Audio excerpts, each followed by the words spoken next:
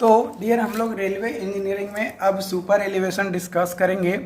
तो super elevation जिसको हम लोग कैंट के नाम से भी जानते हैं, तो ये डिफरेंस होता है height of outer rail and inner rail के बीच में जो डिफरेंसेस आती हैं, जो हाइट में डिफरेंसेस आते हैं, उसी को जो है सुपर एलिवेशन या कैंट कहा जाता है। Inner rail is taken as reference and outer rail is raised with respect to inner rail. Inner rail के रिस्पेक्ट में आउटर रेल को थोड़ा हल्का राइज कर देते हैं, उठा देते हैं, तो उसी को वो हमारा सुपर एलिवेशन कहा जाता है। It is done by counter balance the effect of centrifugal force on curve track. Curve track पे सेंट्रीफ्यूगल फोर्स के इफेक्ट को काउंटर बैलेंस करने के लिए, यानी सेंट्रीफ्यूगल फोर्स ज़्यादा ना एक्ट हो जाए, उसके लिए हम लोग जो है करते हैं। तो tan theta is equal to E by G. यहाँ पे ये मान लो कि आउटर रेल था, है ना, आउटर रेल, और ये था इनर रेल, है ना। तो आउटर रेल इनर रेल के रिस्पेक्ट में क्या किए, हल्का उठा दिए, तो यहाँ से यहाँ तक का जो हाइट हो गया, इसी को ई यानी सुपर एलिवेशन कहते हैं। यहाँ पे कुछ एंगल से जो है इसको रेज करते हैं, और ये जी जो है इन दोनों के बीच में, यानी जो गेज था उस गेज को जी से रिप्रेजेंट किया गया है। तो E is equal to G V max square by 127 R, 127 R. ये आपका जो है सुपर एलिवेशन, इस फॉर्मूले की मदद से आप क्या कर सकते हो, कैलकुलेट कर सकते हो। यहाँ पे सारे टर्म के बारे में बताया गया। जी गेज लेंथ है इन मीटर, वी जो है speed in kilometre per hour, R जो है radius of curve in metre, E यानी कैंट या सुपर एलिवेशन इन मीटर। तो E is equal to G V square by G R, where V जो है speed जो है मीटर पर सेकेंड, और जी जो है एक्सेलरेशन ड्यू टू ग्रेविटी है, जो कि मीटर पर सेकेंड स्क्वायर में है। क्या फंक्शन होता है भाई सुपर एलिवेशन का? तो सुपर एलिवेशन का फंक्शन होता है पहला कि to ensure better distribution of loads on both rail, दोनों ही रेल पे बेटर डिस्ट्रीब्यूशन हो लोड का। दूसरा reduce beer and tear of rail, rail में बियर और टीयर को रिड्यूस किया जा सके। जो इफेक्ट है लैटरल फोर्स का उसको न्यूट्रलाइज किया जा सके। पैसेंजर को कंफर्टनेस महसूस हो उसके लिए। और जो जर्क फील होता है when rolling Stokes moves from the straight section two curve section, straight section से कर्व सेक्शन में जो मूवमेंट होता है, तो उस कंडीशन में जो जर्क महसूस होता है, उस जर्क को अवॉइड करने के लिए, ख़त्म करने के लिए, कम करने के लिए हम लोग जो है सुपर एलिवेशन को प्रोवाइड करते हैं। इक्विलिब्रियम कैंट डिफरेंस ट्रेन, है ना। इक्विलिब्रियम कैंट क्या होता है? Different trains are having different speed on track, है ना। अलग अलग ट्रेन का अलग अलग स्पीड होता है ट्रैक पे, even on curve. So the actual cant in which provided by considering equilibrium speed और एवरेज स्पीड। इक्विलिब्रियम स्पीड और एवरेज स्पीड को कंसीडर करते हुए हम लोग जो है एक्चुअल कैंट को प्रोवाइड करते हैं। तो ये जो कैंट प्रोवाइड किया जाता है उसी को जो है इक्विलिब्रियम कैंट कहा जाता है। इसका फॉर्मूला होता है आपका E is equal to G V square by 127 R. यहाँ पे V is equal to V average is equal to V equilibrium जो है हम लोग यहाँ पे लेकर चलेंगे। क्वेश्चन दिया गया है कि equilibrium cant is calculated on the basis of. तो इक्विलिब्रियम कैंट जो है कैलकुलेट किया जाता है इक्विलिब्रियम स्पीड और एवरेज स्पीड के बेसिस पे। Maximum limit of super elevation track speed greater than an 120 kilometre per hour और less than equal to 120 kilometre per hour. Broad gauge के लिए speed less than equal to 120 kilometre per hour 16.5 centimetre, metre gauge में 10 centimetre, narrow gauge में 7.6 centimetre, broad gauge में 18.5। जब 120 kilometre per our से speed ज़्यादा होगा तब। नोट पॉइंट आपको यहाँ पे ध्यान रखना है कि maximum allowable actual cant will be 1/10 of gauge distance. जो भी गेज डिस्टेंस होगा, है ना, उसका 1/10 जो वैल्यू आएगा वो मैक्सिमम एलोएबल एक्चुअल कैंट होगा। कैंट डिफिशियंसी जिसको CD से रिप्रेजेंट करते हैं, फॉर हाई स्पीड ट्रेन जो एक्चुअल कैंट प्रोवाइड करते हैं कंसिडरिंग इक्विलिब्रियम स्पीड को कंसिडर करते हुए वो सफिशिएंट नहीं हो पाता है ना, वो सफिशिएंट नहीं हो पाता है। तो उस कंडीशन में कैंट में क्या होता है, डिफिशियंसी जनरेट होता है। तो वो जो डिफिशियंसी जनरेट होता है, क्रिएट होता है कैंट में, उसी को कैंट डिफिशियंसी कहा जाता है। इन दिस कंडीशन, इस तरीके का जो कंडीशन आता है वो high speed train try to overturn on outer side of curve, so speed on curve is restricted और fix to avoid all this, है ना। तो इन सभी को फिक्स करने के लिए हम लोग जो भी चीज़ें हैं उसको अवॉइड कर देते हैं या रिस्ट्रिक्ट कर देते हैं स्पीड को। तो उस कंडीशन में हमारा जो है ये जनरेट होता है। और ये जनरली हाई स्पीड ट्रेन को जब हम लोग ओवरटर्न करवाना चाहते हैं तब ये चीज़ें होती है। ठीक है, देखो यहाँ पे जो सुपर एलिवेशन है, theoretical is equal to super elevation actual plus cant deficiency CD। देखो इनर रेल और आउटर रेल है, ठीक है, ये यहाँ पे प्रोवाइड किए हम लोग यहाँ तक, है ना, यहाँ पे इस लाइन तक, ये जो लाइन है यहाँ तक हम लोग प्रोवाइड किए। लेकिन हमें प्रोवाइड करना था इतना, अगर इतना प्रोवाइड करते तो हाई स्पीड ट्रेन भी आसानी से टर्न कर जाता। तो ये जो है इतना जो बच गया यही हमारा कहलाता है क्या, तो कैंट डिफिशियंसी, है ना। इतना मैंने प्रोवाइड किया, लेकिन इतना प्रोवाइड करते तो हमारा जो कैंट डिफिशियंसी आता, यानी cant deficiency is equal to हो जाएगा E theoretical minus E actual. जितना थियोरेटिकल होता है उसमें से एक्चुअल को घटा देंगे तो कैंट डिफिशियंसी हमारा निकल जाएगा। वही चीज़ आपका यहाँ पे समझाया गया है, तो इसको ज़्यादा बताने की ज़रूरत नहीं लगता है मुझे, अगर लगता है तो आप बताइएगा। कैंट डिफिशियंसी जो है डिफरेंस होता है equilibrium cant necessary for maximum speed and actual cant provided. जितना एक्चुअल कैंट प्रोवाइड किया गया है वो cant, actual cant is provided on the basis of equilibrium speed. Equilibrium speed के बेसिस पे एक्चुअल कैंट प्रोवाइड करते हैं। This cant deficiency gives discomfort to the passenger. ये जो कैंट डिफिशियंसी है ये पैसेंजर को डिस्कम्फर्ट प्रोवाइड करता है और increase the pressure on outer rail, outer rail पे प्रेशर भी इंक्रीज करता है। Hence cant deficiency is limited, cant deficiency जो है लिमिटेड होता है। यहाँ पे कुछ वैल्यूज दिए गए हैं। अगर speed less than equal to 100 kilometre per hour है तो ब्रॉड गेज के लिए 7.6 सेंटीमीटर, मीटर गेज के लिए 5.1 सेंटीमीटर एंड नैरो गेज के लिए 3.8 centimetre.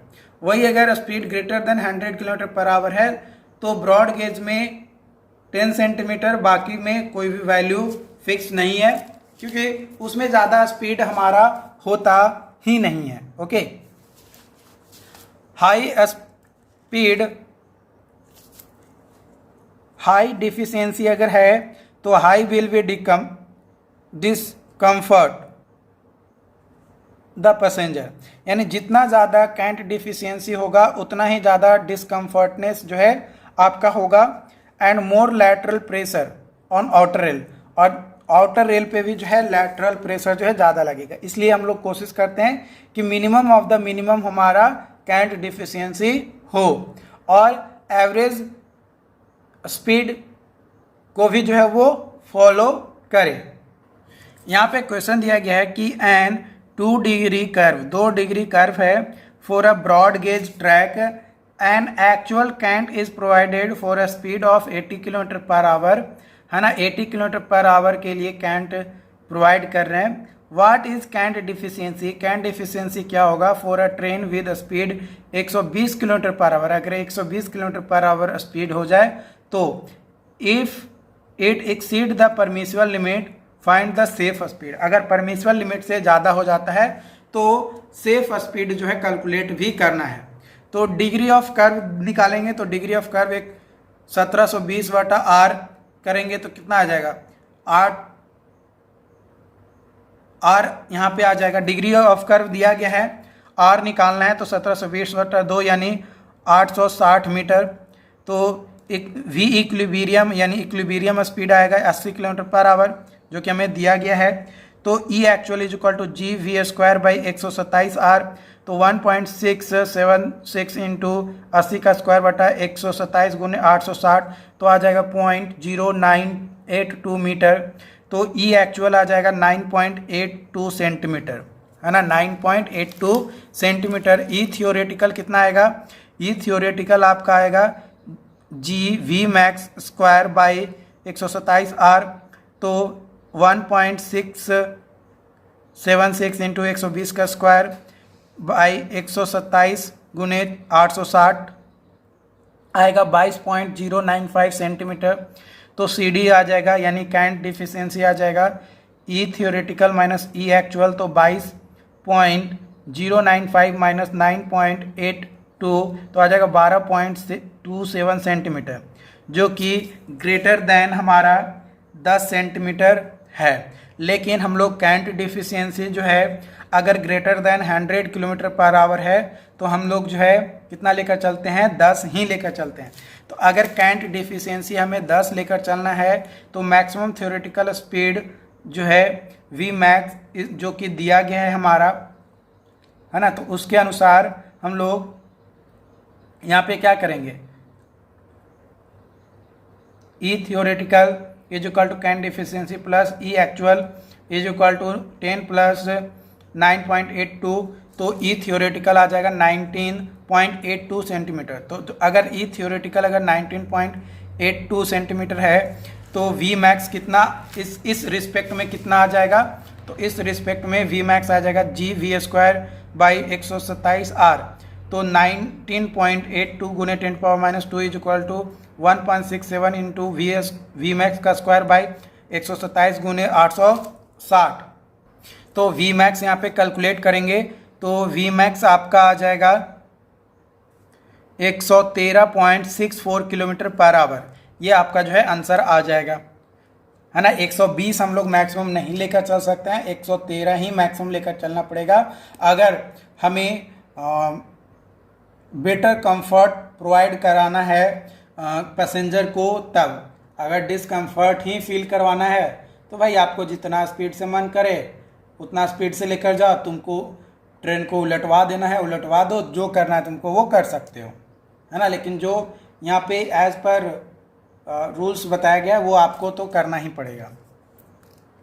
Cantt excess CE when train run below the equilibrium speed on track.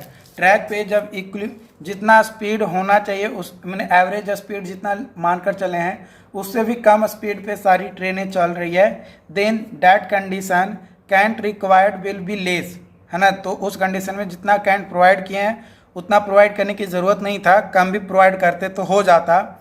Less than provided value उसको जो है कैंट एक्सेस कहा जाता है। उसको क्या कहा जाता है? कैंट एक्सेस कहा जाता है। इन दिस कंडीशन डीरेलमेंट में अकर, है ना। इसमें क्या होता है? डीरेलमेंट अकर होता है। तो आउटर रेल है, इनर रेल है, ये हम लोगों को रिक्वायर्ड है, लेकिन प्रोवाइड कितना किए हैं? इतना प्रोवाइड कर दिए हैं। तो इसको जो है घटा देंगे तो वह हमारा क्या आ जाएगा? एक्सेस जो है निकल कर आ जाएगा। तो यहाँ पे क्या होता है कि अगर v जो है लेस है v इक्विलिब्रियम से तो एक्सेस कैंट होगा और डीरेलमेंट का चांसेस होगा। If train running at the rate v less than equal to v less than v equilibrium then e is equal to G V square by 127 R. तो कितना आ जाएगा? 127 are तक e जो है कम आएगा e इक्विलिब्रियम से। लेकिन अगर e इक्विलिब्रियम बात किया जाए जी वी इक्विलिब्रियम स्क्वायर बाई 2127 यानी 127 आर, तो v इक्विलिब्रियम ज़्यादा होगा v से। ये चीज़ें जो है यहाँ पे आपको कंडीशन जनरेट होगा कब? जब एक्सेस कैंट होगा तब, मतलब जितना प्रोवाइड करना चाहिए उससे ज़्यादा प्रोवाइड कर रहे हैं, एक्सेस मतलब ज़्यादा मात्रा में। सो हम लोग ट्राई करेंगे कि एक्सेस जो कैंट है उसको हम लोग ख़त्म करें, जितना ज़रूरत है उतना प्रोवाइड करें।